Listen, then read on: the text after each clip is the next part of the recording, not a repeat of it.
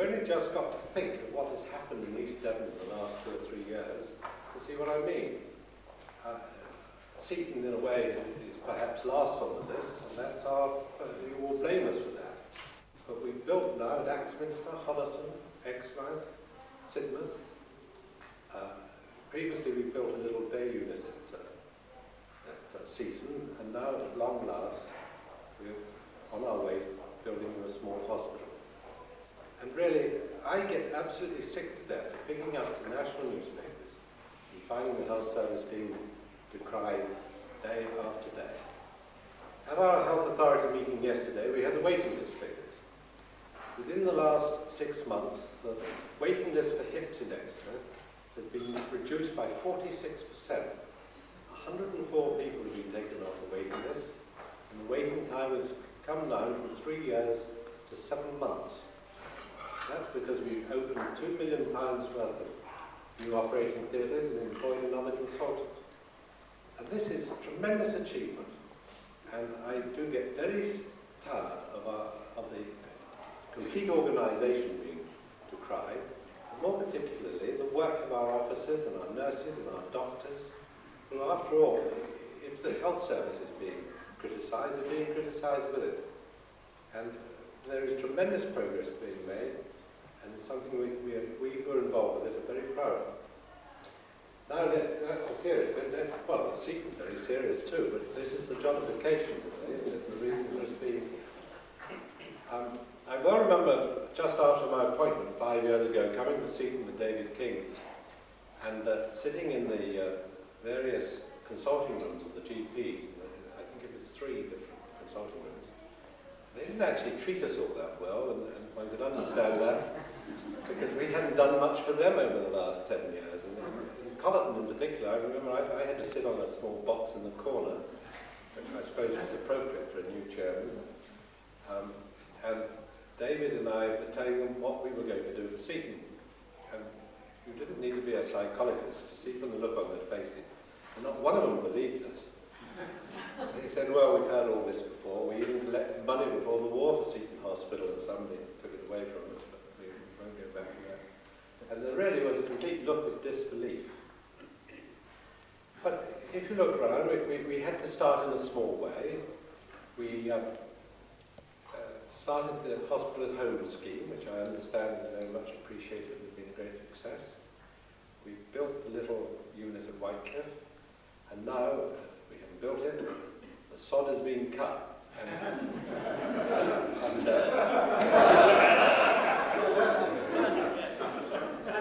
And very well done it is too. And the building should start in January, and with normal luck, it should be completed in just on a year. And that's not a dream figure. We put up buildings now, the ones I mentioned to you, and all of them were done within the contract time, which was a year. So by January 88, keep your fingers crossed, everything should be finished. Now, I must thank, above all, the Chairman of the League of Friends and the Secretary of the League of Friends, and indeed the League of Friends. Mr. Etherington, it's the first time I've met Mr. Etherington, but if his other activities are half as efficient as his organisation today, he must be a very efficient chap. Thank you very much for hosting us and making this day. I'd like to thank Mrs. Mary Wood, too, the Secretary of the League of Friends, and who I'm sure has helped us there. If not, well, if he's a sensible chairman, he's let her get on with it. And of course, I must thank the League of Friends itself. The fact that that sod has been turned, the health authority helped, but without the pressure of the constant propaganda from the League of Friends and their willingness to help, and they've raised £30,000 in 2 years. It's a fantastic effort, and without that effort, I suspect that we shouldn't be here today quite as quickly. It might have been another year or two, but with this enthusiasm, I will be resisted. I would also like to thank Mrs. Mary McLean, who apparently has cooked all this food single-handed, which again is a tremendous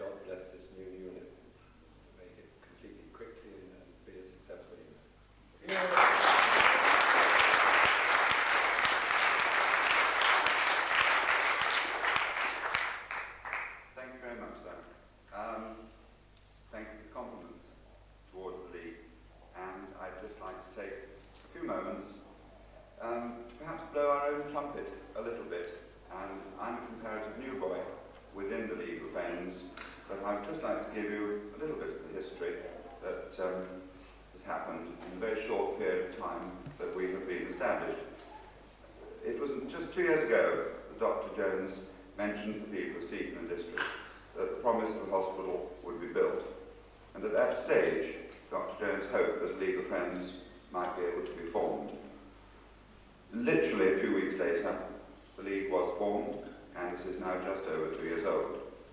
We found ourselves in an unusual situation that the League was supporting a non-existent hospital. And at first, this hospital had been originally planned as a geriatric unit.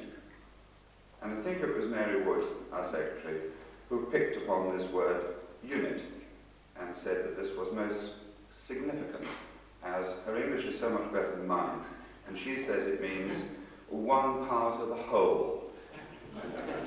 She's without doubt taken advantage of this, and the doctors have been approached by us and asked for their consideration as a priority for what should be the second unit.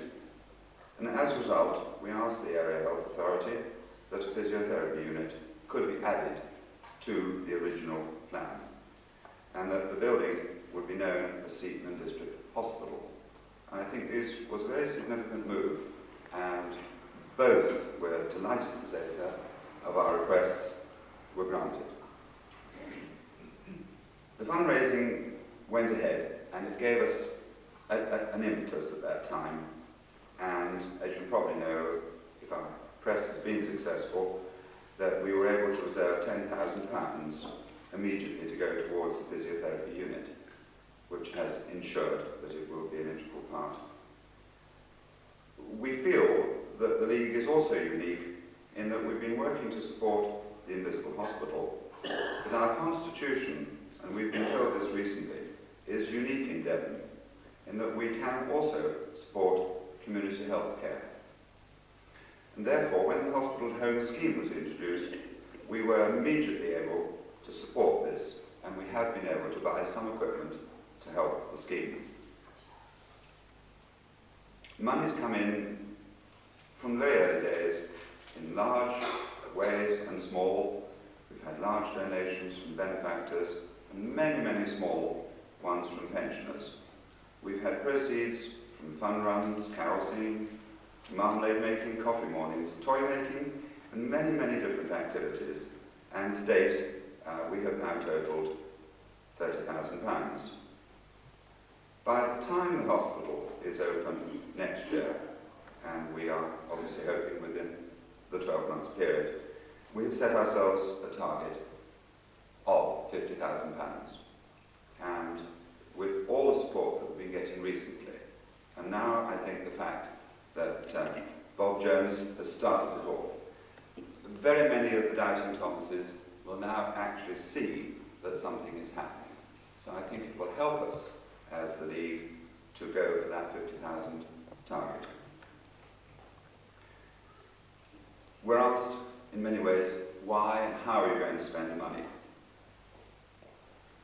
We do it to supplement the needs of the doctors, the nursing staff, and the patients. But remembering our concept of a hospital that's growing unit by unit into something for which the area has been waiting for since long before the war. And in fact, amongst our guests today, we have people who are working hard for that aim to raise money pre-war. We've got our eyes on making this bigger and bigger, and the word unit that Mary picked on is, we hope, will be one after the other, after the other. Obviously, this means supporting and supplying further facilities to enable patients to be treated and cared for within their own community.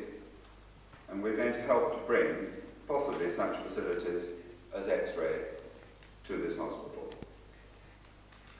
We've just seen the start today of this building project, but it is really the start of a splendid scheme towards the furtherance of which we are proud to work side by side with the Health Authority and to reach the goal that we all wish to achieve. Dr. Jones, 2 years ago, asked for a League of Friends. I wonder if he knew just what he was starting. we're here now. Thank you very much indeed.